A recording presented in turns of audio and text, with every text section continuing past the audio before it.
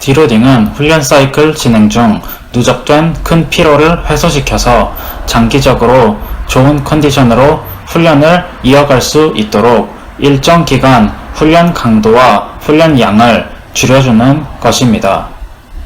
초보자의 경우 훈련으로 인한 절대적 피로도가 그리 크지 않기 때문에 매 운동 세션 간 선형으로 증량하는 루틴을 돌리는 중에 피로도로 인한 정체기가 오면 중량 10% 감량, 즉 리셋을 하고 나서 이전과 같이 점진적 증량을 이어가면 됩니다.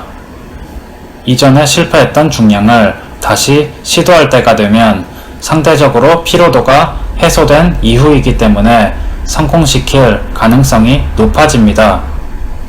중급자 이상인 경우 훈련 중량과 볼륨을 줄이면 됩니다.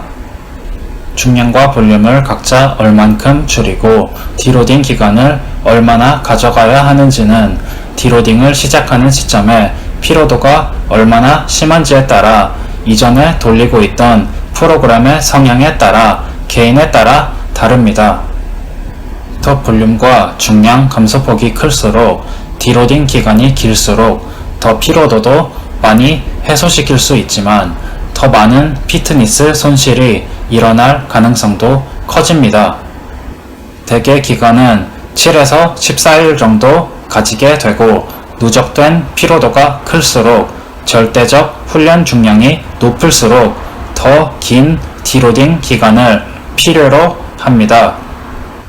개인적으로 볼륨을 약 40에서 60% 정도 줄이고 중량을 10에서 20% 정도 일주일간 줄이는 것이 무난하다고 생각합니다.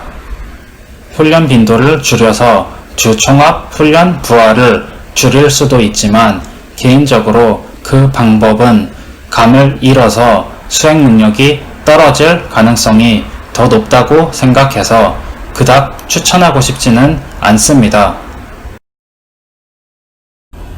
디로딩을 왜 하는지를 이해하기 위해서 먼저 피트니스와 피로라는 개념에 대해 다뤄보겠습니다.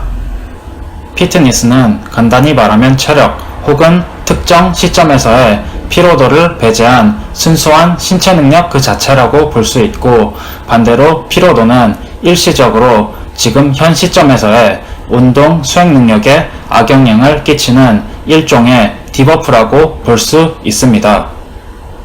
어제는 수행 능력이 좋았는데 오늘은 나빠졌다면 하루 사이에 신체 능력 자체가 떨어진 게 아니라 바로 이 피로도에 영향을 받았기 때문입니다.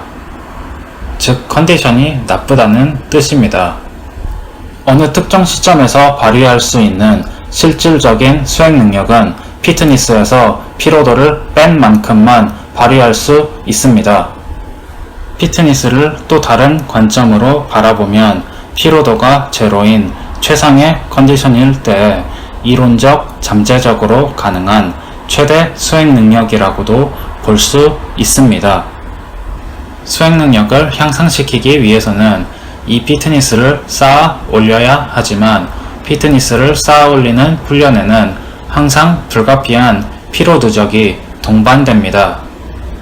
피로도가 과하게 누적되면 수행 능력이 감소할 뿐 아니라 훈련을 소화하고 그 훈련에서 회복하고 적응해서 초과 회복을 통해 피트니스를 향상시키는 데도 지장이 생깁니다.